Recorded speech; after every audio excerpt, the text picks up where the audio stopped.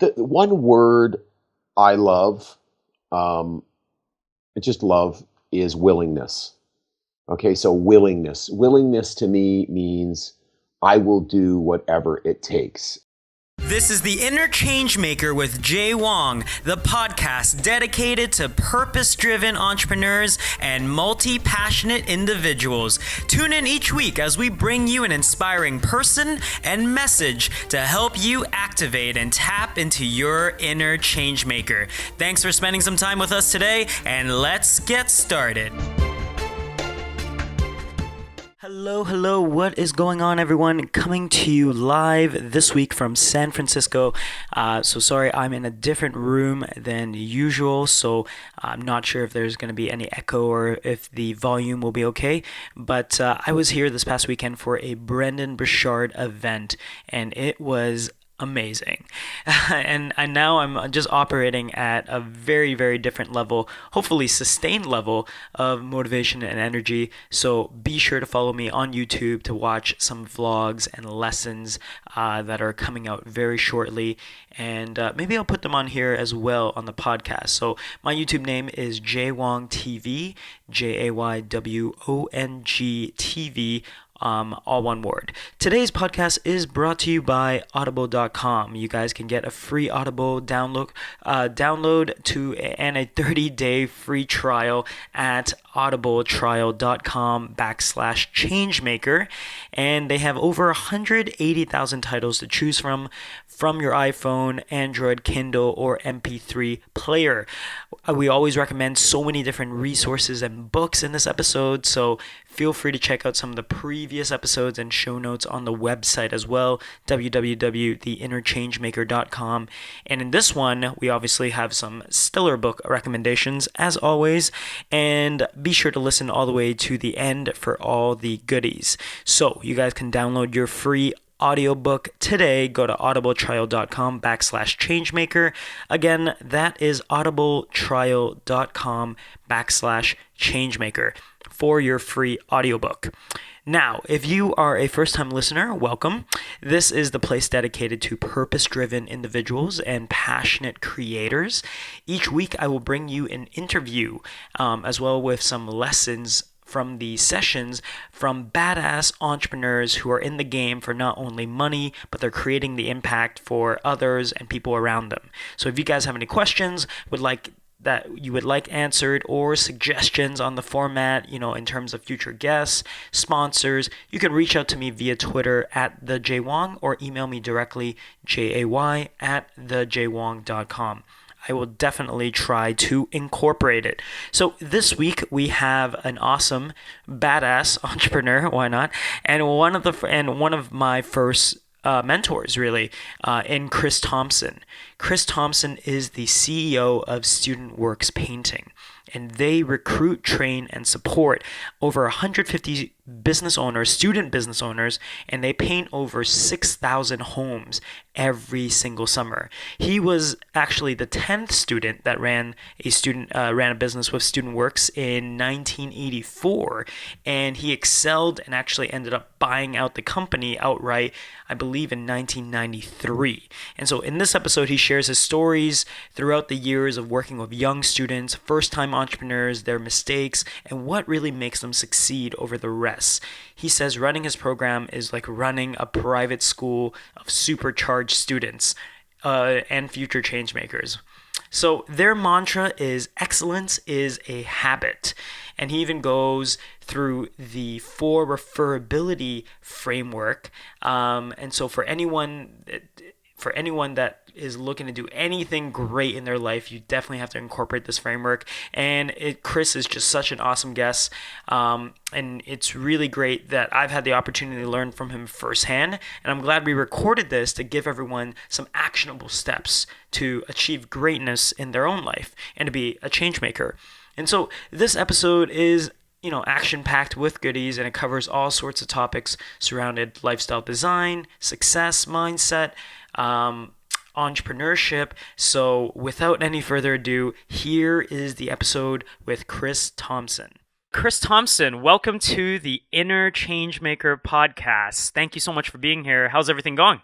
Hey, fantastic. And Jay, thank you so much for having me. I was super excited about blocking off this time and spending it with you. Well, for sure, for sure. I in the show we talk about entrepreneurs that are not only in the business of making $1 million, but impacting 1 million people. And I think you guys actually are a phenomenal. You almost like your business model caters to that in a little bit. But before we kind of jump into your whole story and everything. I mean, why don't you tell us? I guess how would you introduce student works painting? How would you introduce yourself maybe at a dinner party?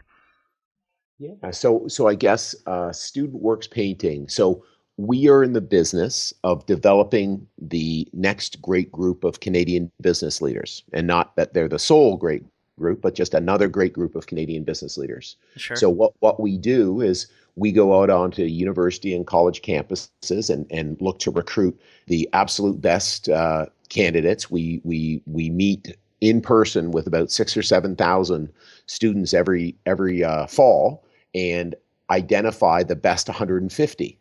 Okay, or what we hope are the best 150 who also obviously want to come work with us, and we teach them how to market, sell, recruit, run a profitable business, produce jobs, production management, human resources, all the different things that they need.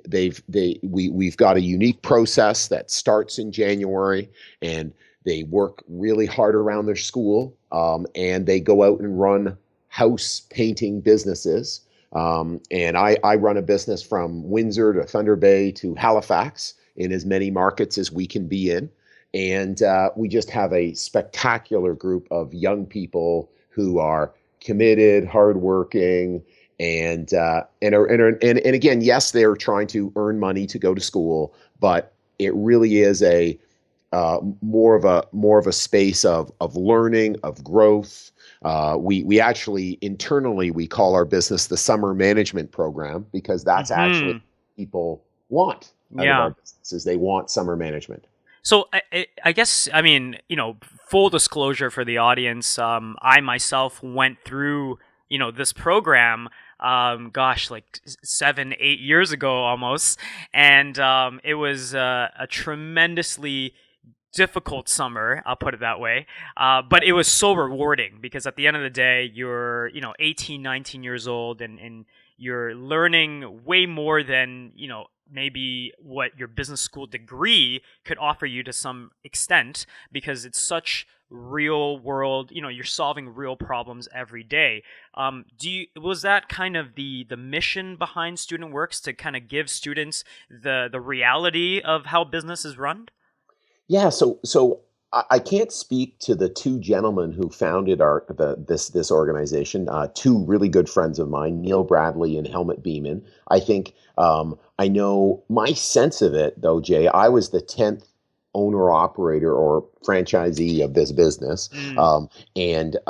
and so my sense of it was that they didn't quite get to the degree that I got about how big an impact this was going to have on young people. And so I always like to say that when I was 18 or 16, I was 28, and Yeah. now I'm still 28. And I was always mature before my age, but before my time, but I'm now young, and young at heart. And so I remember sitting around very, very early on in the business, and out after work, having a drink with about, I know 10 people, Yeah. and going, guys, we're all going to be really successful, and not like there was no,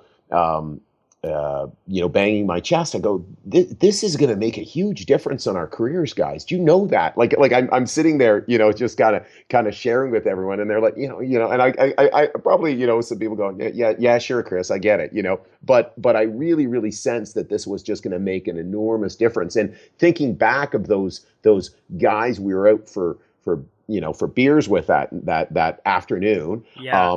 One's running Dell Canada's medical practice right now. Another's, just really high up at KPMG. Like the success of the people who have done our program as alumni have really, really been remarkable. And again, so as I've continued to do this, it's continued to be more and more exciting for me, more and more rewarding. So when we're out on campus, and we're going out on campus this month, it's I know we're making a positive impact. I know we have Hmm. people who are excited and motivated by what we did, and that we got to teach them things that they wouldn't have learned until they were 30, and we got to teach them as teenagers or early 20-year-olds to make a real big impact on their futures. For sure. And is there like any general misconception to student works? Because I do remember, when you're going door to door, you're learning, sales, you're cold calling for your own business. And, people just think that, you're just running, a painting business. But behind the scenes, it's, yeah, you're really running a business. It doesn't matter if it's in construction or painting. But I'm just curious, is there a general misconception to when people initially kind of learn about student works painting and what you guys do? I think certainly, number one, there's probably a number of people who really underestimate just all of the enormous training that goes into our operators. We have so much information. We have like literally, 100+ hours of training that people go to, and then coaching calls, and then here's the scripts, and let's practice them, and and one of the great things, Jay, is we've had all sorts of our past great guys go to Xerox, go to Canon, go to Lexmark, be leaders in these great sales organizations, and so we're taking that information and training our people in it. And Wow. and then again, we've got the world's largest paint company, PPG, who gives us their best people to come and again train our guys, make sure they know what they're doing, make sure they've got all the resources that they need to go and deliver a great maintenance, repaint on people's interiors and exterior of their homes. So I think a lot of times it's understandable that people kind of undervalue or kind of go, oh, it's just a group of students, and no, it's a whole lot more than that. And these young people are just so committed and so passionate. Again, on the whole, for what they're trying to accomplish. For sure. And how many, just out of curiosity, how many, I know you've been doing it for quite some time. How Yeah. many operators would you kind of estimate that you guys have, personally trained? Wow. So I guess we're on average 150 times 25 years. So 3,000, 40, starting Right, at right, the right. 5,000 range, which is really amazing. And if you really Huh. think as well, our legacy is bigger than that, Jay, because that's Eastern Canada, but our business operates in Western Canada, and that was created by our legacy here.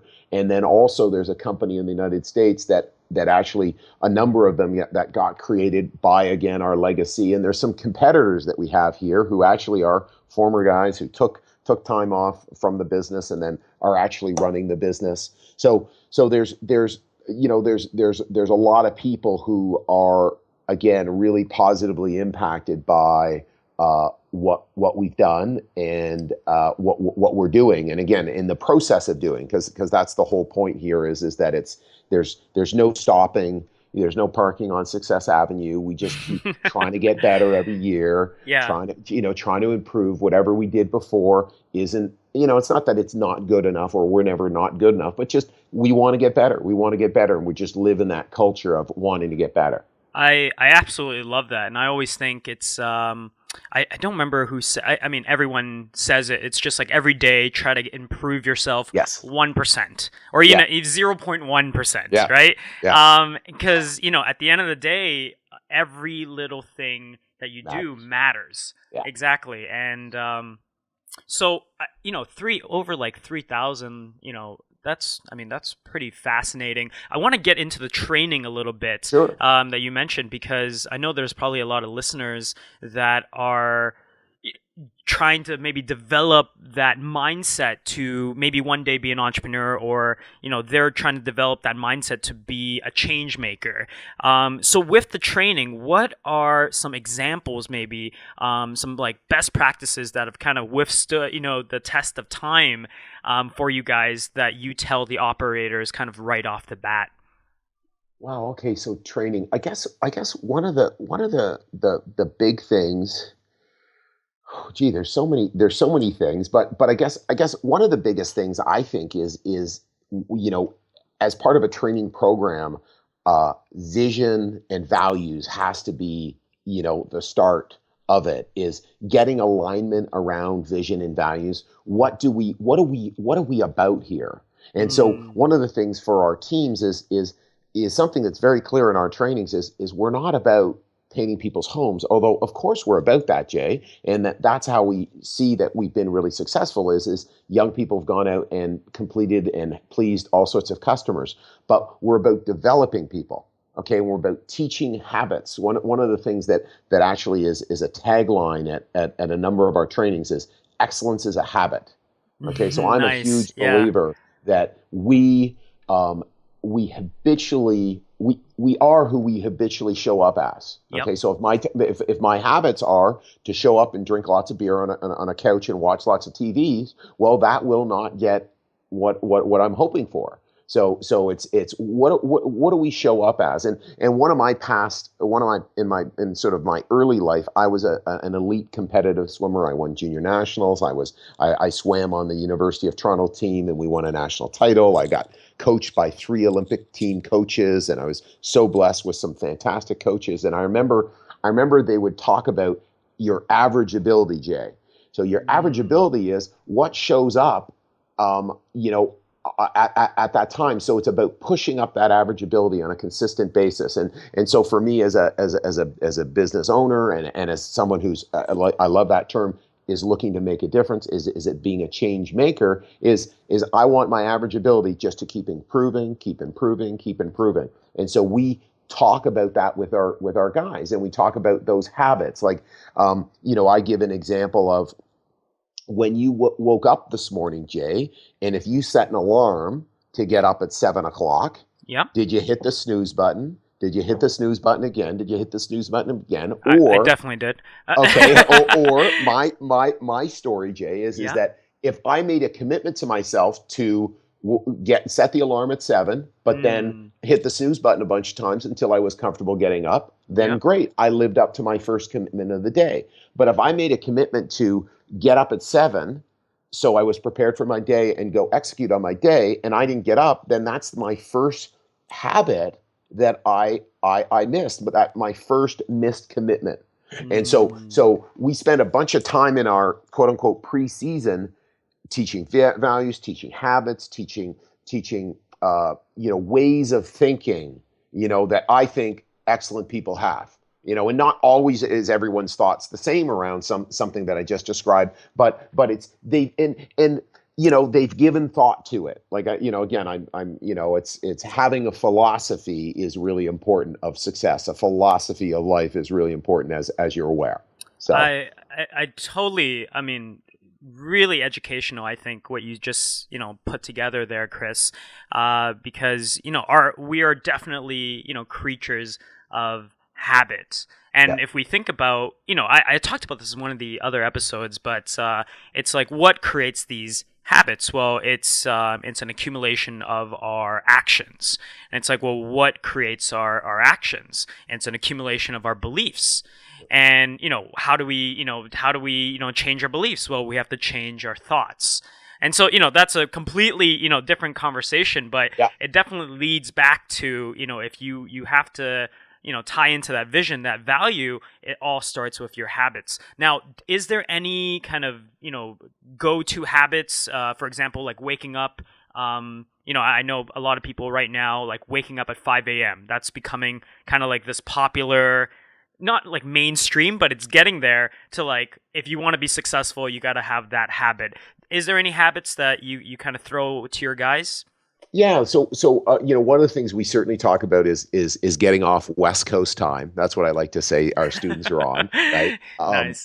But not necessarily 5. I know one of our most successful. One of the things we do is we have alumni come in and talk, and he shares. Look, successful people are always up before 7. So if you're not up before 7, that's his experience, that's his story. But one of the habits I really like to focus on is I always like to share with people. Where's your cell phone? And then people put their cell phone and they they put it up in the air. Yeah. And I like to say, so does your customer know that your cell phone's with you all the time? Absolutely. Yeah. Yeah, they Yeah. do.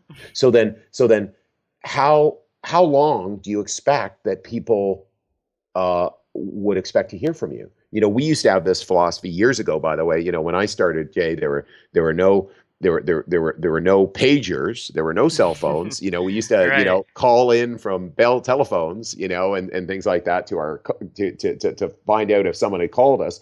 And we used to have a 24-hour rule of contact. So definitely my expectations of our operators would be 3-4 hours is what I think people are expecting now. Certainly if you're calling and so that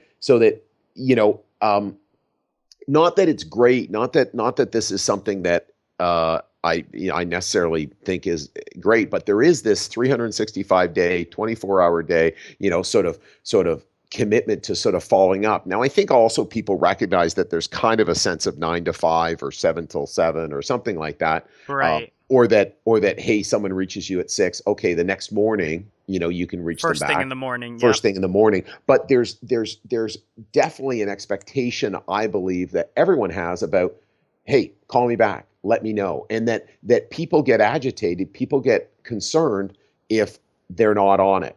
And I know we set up a podcast time, Jay, and you were all over it. You were, hey, I was here, you were here, bang, Yeah. we started right when we said we were. By the way, I was not surprised by that. I thought that is exactly what was going to happen.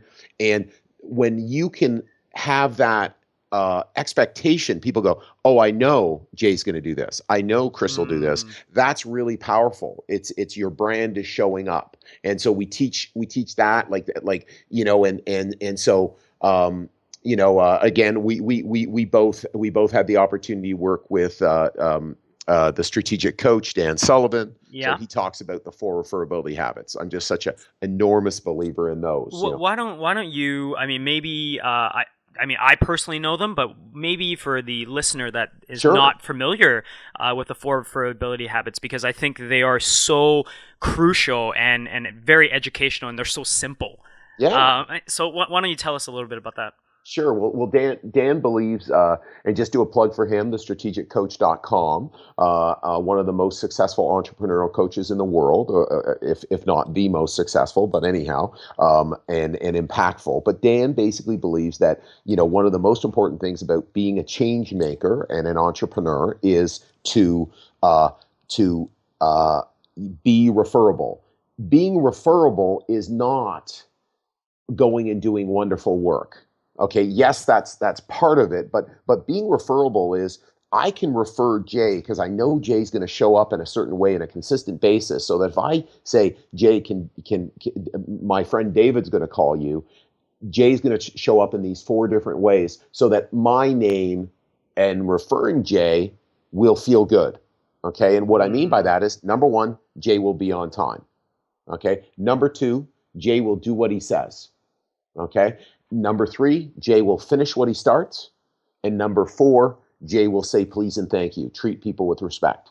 And those 4 simple yet incredibly hard, incredibly challenging things to do on a consistent basis. But if you build your life around those habits, again, how many people do you know who are, again, overwhelmingly always on time, overwhelmingly are thoughtful enough that they do what they say, overwhelmingly have a tracking system that they finish what they start. Again, in the contracting business, that so rarely happens. Okay, and not Yeah. saying that we're perfect by any means, Jay, in our business, but that is 100% focus in our business, that we are focused on doing what you say, and then again, saying please and thank you, treating people with respect.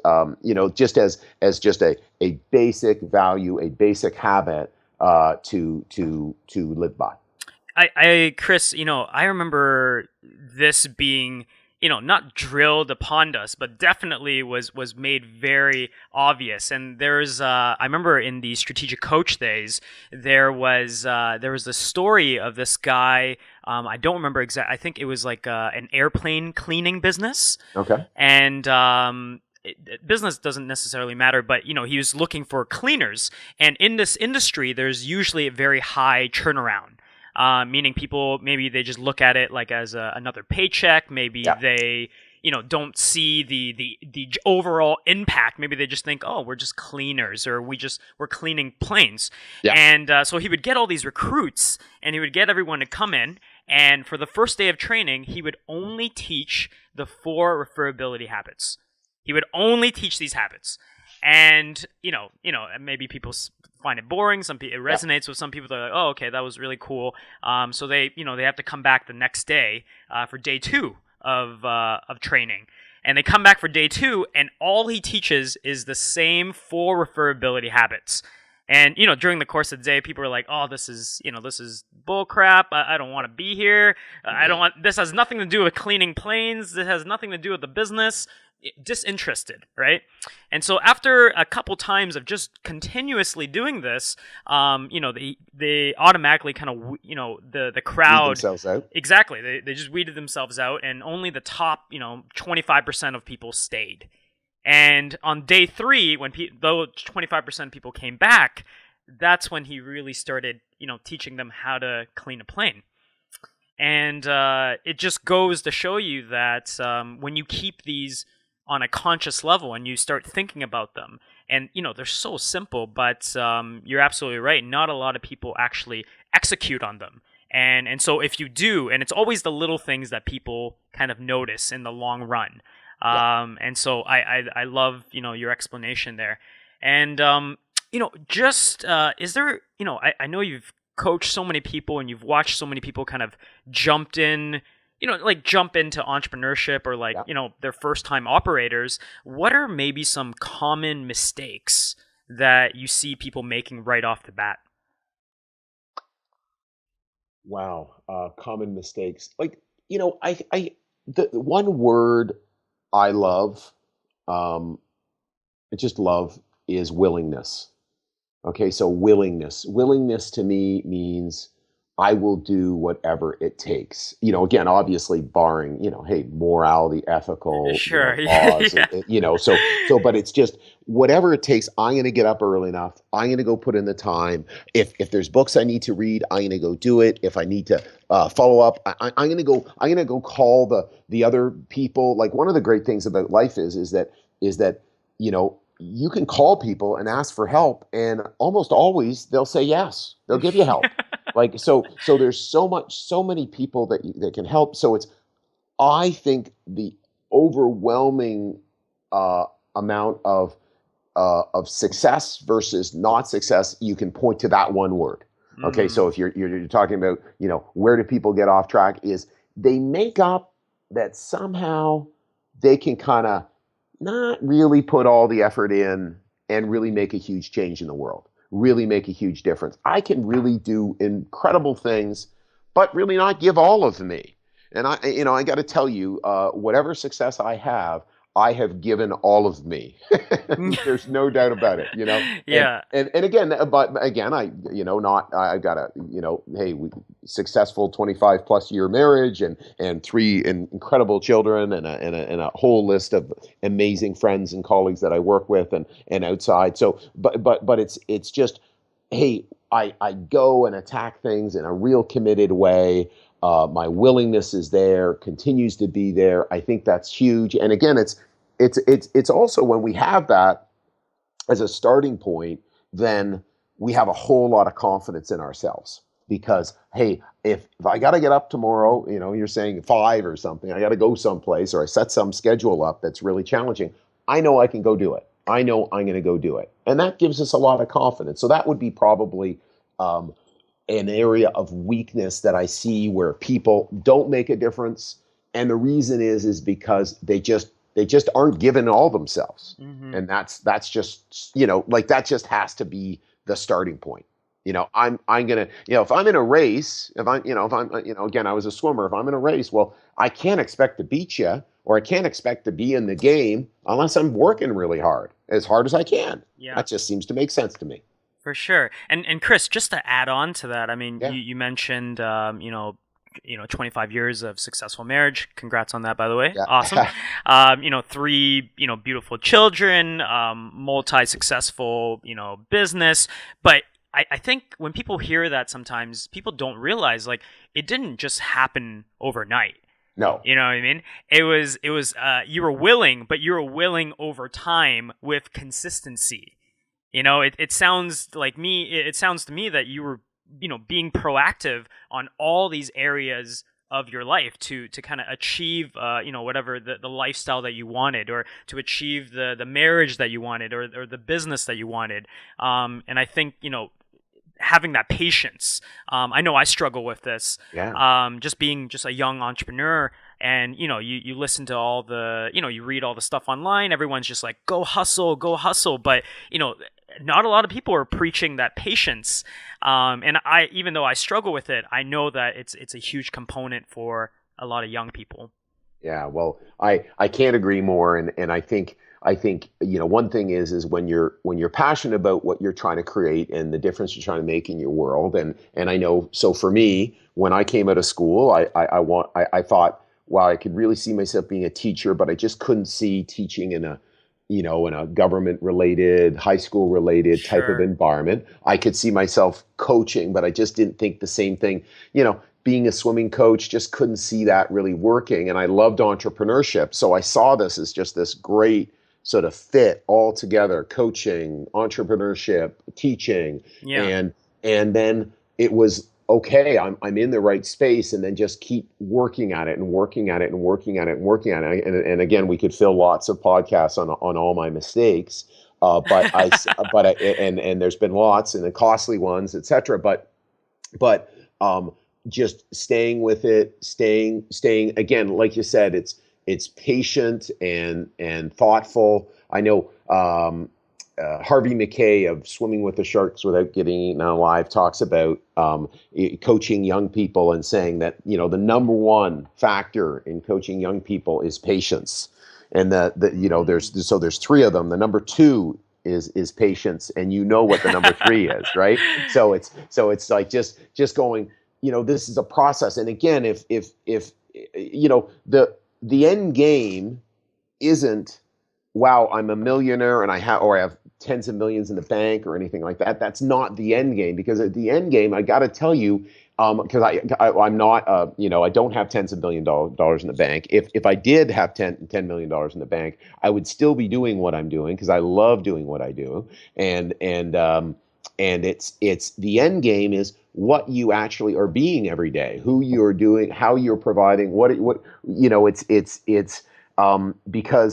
because you get to eat in a nicer restaurant, because your house is a little nicer, because maybe you can drive a better car, which I don't, by the way, because I'm not a car guy. But those types of things don't make you happy.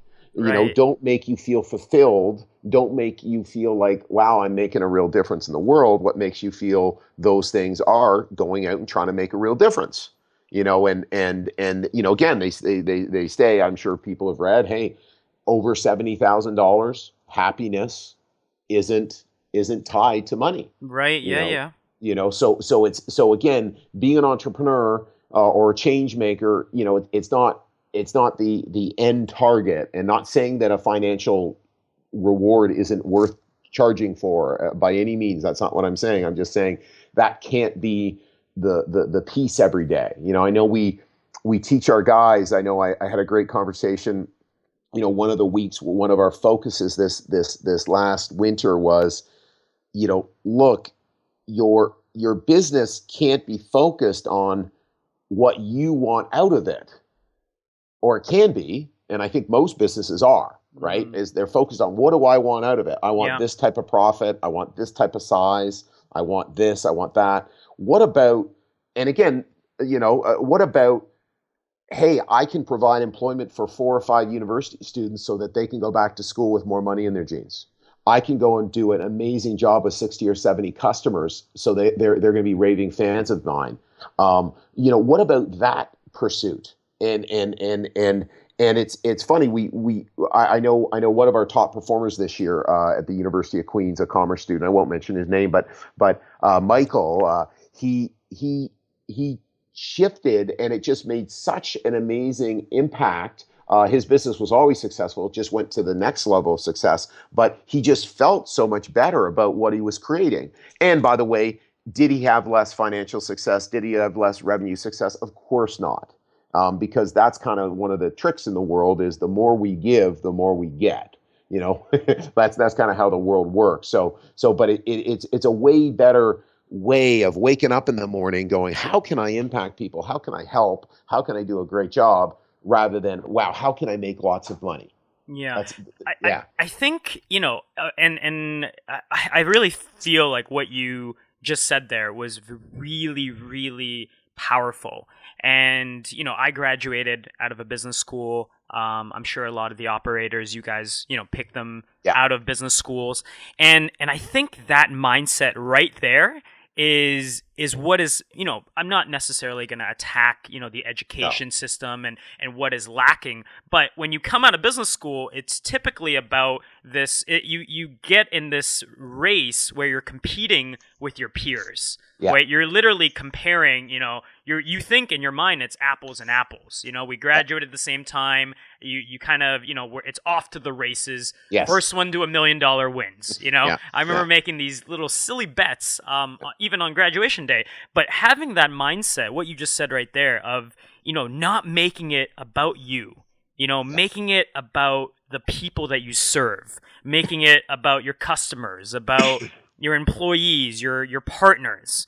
Yeah. I think that it's just so inverse, like from, I could totally just resonate with, my 21-year-old self coming out and just, coming out of school and thinking, okay, which job is going to pay the most? Yeah. So I could, afford the lifestyle that I want, which is, it's, and we're very good, I think, at achieving goals, setting goals, achieving them. And I think when people set these goals, more or less of the time, they're going to get there. But it's not, you're absolutely right. It's not fulfilling to them in any way because they realize they're not creating any type of impact. And it doesn't mean they have to do it on a large scale. They don't have to go out and cure cancer or although it would be great. That would be awesome, if you're listening to this, please, go for it. Please do that. Yeah, please do that. Yeah. But no, I think that little piece right there, that mind shift alone, I know it's something that I've been introduced to over the last, few months, and I've really kind of taken a step back and try to, position myself in a way where I'm serving others more than just my ego or myself. Yeah. And it's a tough game, right? Because our egos are out there wanting to accumulate, wanting to look at me, so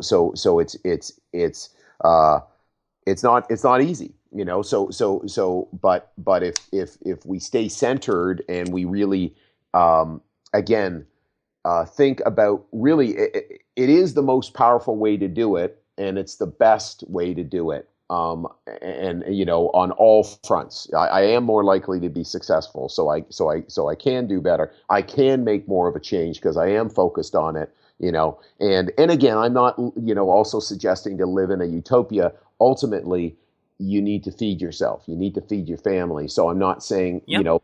You're running a business with no profit. No, I don't think that's a wise way to be. Again, what profit is in my mind is by creating an enormous amount of value for your customers, your partners, you actually have profit left over. Okay, and the more value you create, the better you do, the more profit that's left over. So by serving these customers and partners, there's more left over. So again, it doesn't have to be.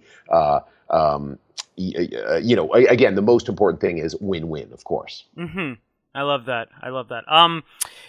Let's maybe, we talked about some common mistakes. What are, like a few thousand operators, from your opinion, what does the top, let's say 1 to 2%, what do they do differently than everyone else? Is it a little bit of what we just kind of touched on?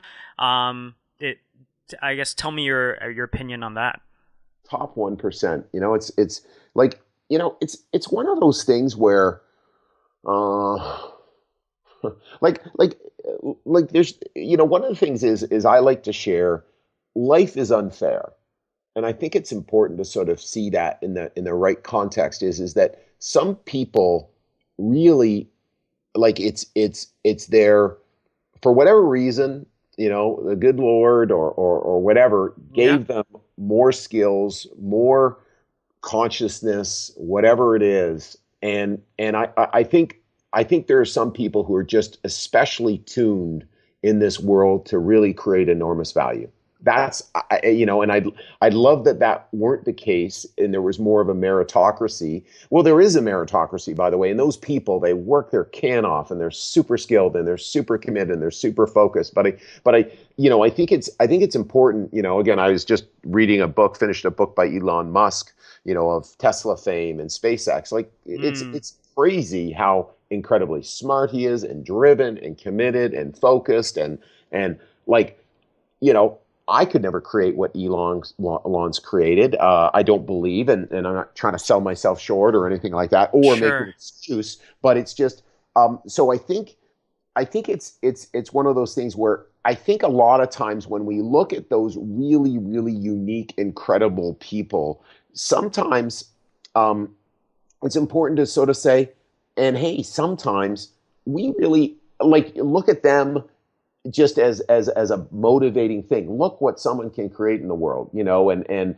with Bill Gates, and then on top of it, they're going and giving all their money away, which is just amazing. What a bunch of change makers are making in the world today. So I think uh, I think that's one of the things is because we have people come into our business, and of course we train them and we coach them, and we provide all those things. But some people just are just unbelievable, and they rip it at just incredible levels.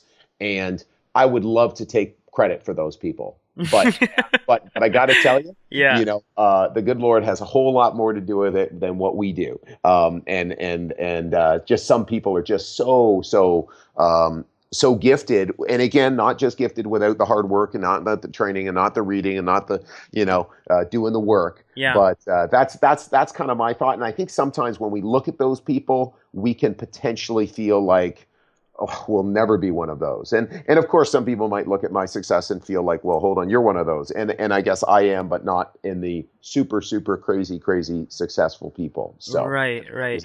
my career's been great. So It's Chris, I think it comes back to, and this could be literally an entire different podcast episode, but sure. it kind of comes back to self-awareness, and then how much do you know yourself, your own genius, your unique ability, what have you, right? Because what works for you might not work for me, and what works for me might not work for the listener. What works for Elon Musk works for Elon Musk because he's Elon Musk, Yes. right? So I think it is a level of like trying to figure out where your strengths are, what you can do, because what you could do is quite unique in the world.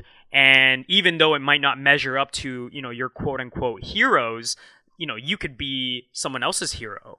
You know what I Yeah. mean? By being aware, by knowing your strengths, by discovering your own genius. So I don't know. Those are I just think no, I think that's a great way of looking at it, and just ultimately, like I think ultimately we are who we are, and we can just do all that we can do, right? And that I know one of the things I've always felt, and again, I've been in this incredibly highly competitive world all my life. Like I swam with world record holders and national team members, and I wasn't that good, okay, nearly that good. And I again, I know some just incredibly successful business people. So for me, again, I've always had to go and say, and Chris Thompson, you're just going to get as good as you can get. And holding those people up as someone who's really I'm excited for, and I'm excited to learn from them, etc. But I'm not gonna go and say, oh wow, woe is me, I'm not as good as them, or I might not have those incredible talents that we talked about earlier, yeah. that again are very clear on a basketball court, and in hockey, or that you can just see. Sidney Crosby is Sidney Crosby, and at a very young age he was absolutely super amazing. And Hmm. not saying that Sidney hasn't worked incredibly hard and all those things, because anybody knows anything about Sidney Crosby, he certainly has. And there's no way you can get that good without being all those things, just like in business. Absolutely. And, I have two more questions. Sure. I know you mentioned you just finished Elon Musk's, his book. I always try to provide, some resources, for listeners and people, under the assumption that they're actually going to go out and take some action once they, Cool. digest, the said resource. Is there any books, that you have maybe gifted people, or you've at least, it's kind of like the Yeah. Bible, you've read, you read them kind of like once or twice a year type thing? Well, I'm looking in my library and I've got all these books. The one book that jumps out for me, there are many, okay, but the one book that jumps out for me, and I was talking about it today with a friend, is Abundance by Diamandis. Ah, And and yes. and and I just believe so often people are looking at the world and seeing all the problems and all the challenges that we have, which there are so many, okay, there are, but so often people don't take a look to see it's incredible what amazing things people are doing in areas of technology and health and this book Abundance has actually gone and written about them and it's just fascinating all that progress and again just obviously I'm pretty optimistic or I'm very optimistic but I love to sort of there again newspapers and the internet full of bad stuff and I love to hear about the great stuff. So, Hmm. but and again, I'm a big believer. Just my pitch is I remember they someplace, and I'm not sure if the stats 100% right, Jay, but to be in the top 1% of Canadian readers, I've got to read a book of nonfiction once a month. So I've been doing that for 30 years. And I think that's been a real key to my ongoing success. And the most successful people I know are great learners. They're always trying to learn. They're always trying to develop themselves. And part of that as well is it just is fun. It's just interesting. Again, it's another one of those things that it just there's more passion in your life when you're learning and you're able to activate it too, right? You're working with it. Yeah, Chris, just to add on to that, I love that last part you said. Yeah. You reminded me when you're talking about the abundance. Have you ever read Matt Ridley, The Rational Optimist? I, No. I think so.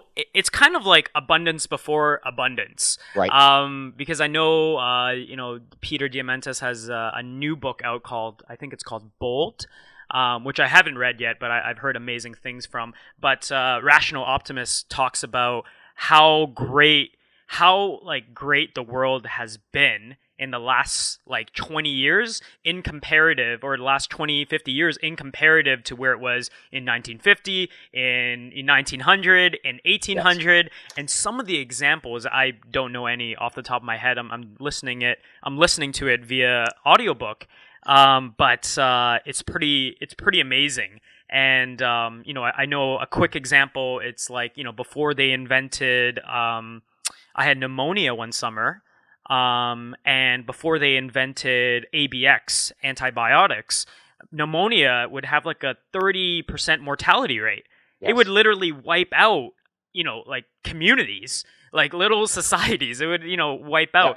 And, now, because of the invention of antibiotics that, people don't even blink an eye for nowadays, people are just like, oh yeah, I have antibiotics, that's no problem. And bang, And better. Yeah. and then they're just better in a week. Yeah. Like that didn't exist like not too long ago. Well, and by the way, I said it, I hadn't read it, and that you've talked about it. I'm positive that I have, and I remember one of the examples I believe he gave, or one of the examples as a result of reading the book that I tag along and look at it is we look at again the monarchs and how they used to live. And wow, look, being, I don't know, just, name a monarch. Wow, would they ever, so live these great lives. And then you go and you sort of see, well, hold on, how people live, a middle class person. Yeah, here it is, rational optimist.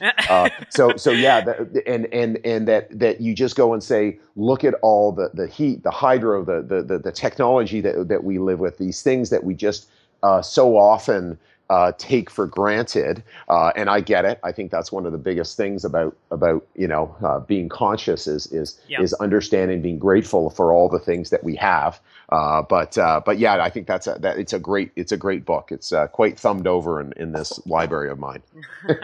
I also, before I forget, but that last part that you said about reading a book a month. Yeah. I think that's really great. I completely believe in your stat. I also read some stat like I think it was like most Americans don't read a book after they graduate high Yeah. school. Nothing against America. No. Not that's not my intent Because here. good chance it might be the same in Canada. So Yeah, yes. yeah. But I'm just thinking to myself, there are people that actually don't, are not obsessed about being a student of life and learning and having those skills to teach yourself.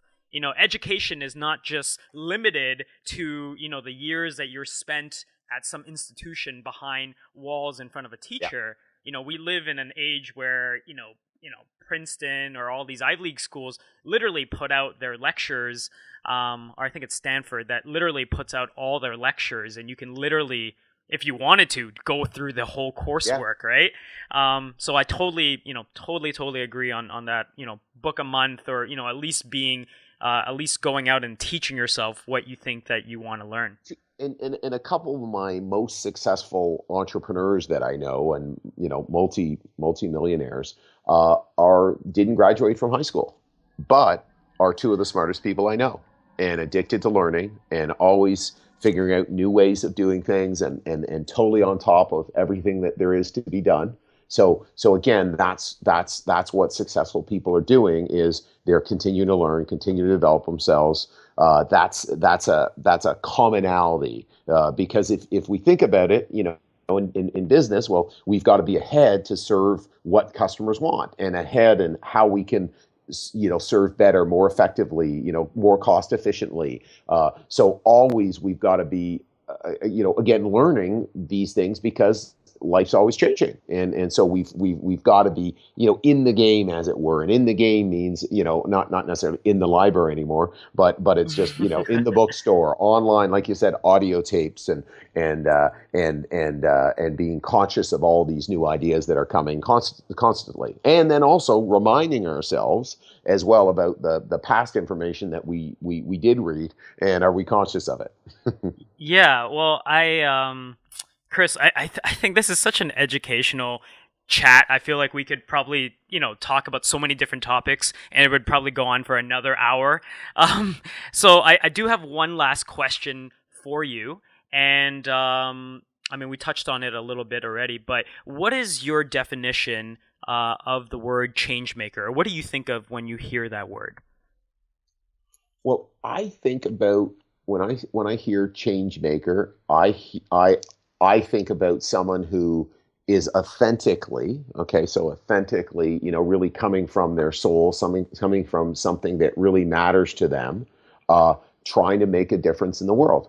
Trying to positively impact some situation, some problem, something that we need to fix, and that they are, again, authentically going out and trying to figure that out. And the exciting thing about people who are change makers is that it's really easy to connect with somebody who's a change maker, because they are, they're usually the cause is greater than themselves. It's not just, oh, hey, it's something that we can draw people into.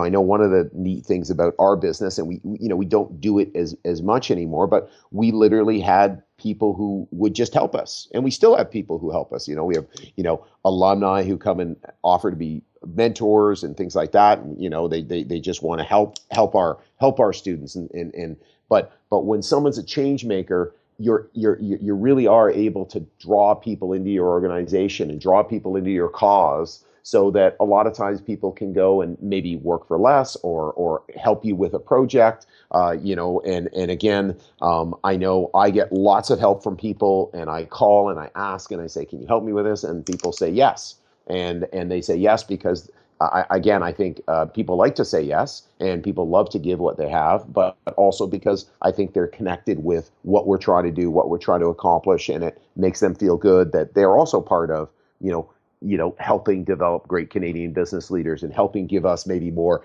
capabilities in our business that can make an impact for us moving forward. That's a really great point too, that you just brought up. Asking for help. It made me think of there's like that famous like YouTube clip of Steve Jobs, and he's talking about when he was like 11 or like like a teenager, like 11, 12 years old or something, and he needed some parts because he was building something in his spare time, right. And he literally called a very successful CEO who happened to live in California. And he was like, "Hi, my name's Steve Jobs. I'm 12 years old. I'm trying to build this thing. Do you have any spare parts? Because I don't have any." And the guy's baffled, right? Like, but I think naturally when people say the word "just help" or "are you willing to help," I think naturally they kind of have that kind of empathy and they want to be there for you. Sure. Even strangers, right? Yep. And strangers are another perspective is just people you haven't necessarily met yet or people you haven't connected with yet. So I don't know, this made me think of that, and I think that's such a great learning point for the audience of if you want to reach out to people. Like, we live in a pretty well connected world. All you have to do is literally look up someone's email, look up someone's phone number, and literally ask, because the worst thing they could say is no. Oh, yeah. And then, you're just literally exactly where you're back, in square one. But, the off chance they say maybe or yes, or maybe you have a 5-minute conversation with one of your heroes. That I think that's such a crucial learning piece as well. I agree. Yeah. So Chris, it's a phenomenal conversation, really was. Where can people kind of, if they're interested in enrolling themselves or maybe their children or their friends in the summer management program, where can they learn about the program? Where can they follow you? I don't know if you're active on social media or anything. Yeah. Well, great. Well, so studentworks.com. Okay, and is our main site, and on our site we have lots of video, and there's a place to apply as a painter or an operator, or for any customers. We'd love to provide a free estimate and do work for people. We are also on Facebook and YouTube for sites of past alumni, past operators who have been involved in our program, and that's what we do to try to get our message out, so people can see who we are and what the difference we're trying to make in the world. I love it, Chris. Hey, absolutely amazing having you on. Thank you for the time. Thank you for the lessons that you shared with us. I think I learned a lot of things, so I hope the listeners at least learned one or two things from talking with you. Well, Jay, thank you for having me on. I knew I would have a great time and really enjoy myself here. And again, it was great. It was great spending this time. So thanks again. All right, we'll talk to you next time, Chris. You betcha. Cheers. Bye-bye. That is it for this week's interview. Did you like what you heard? If so, please subscribe, rate, and review the podcast. We're building a community together for changemakers under the belief that together we can change the world. Join the movement at www.theinnerchangemaker.com. You can also go there for show notes and additional resources not provided in the podcast. Until next time, live with passion, live your dream, and live it now.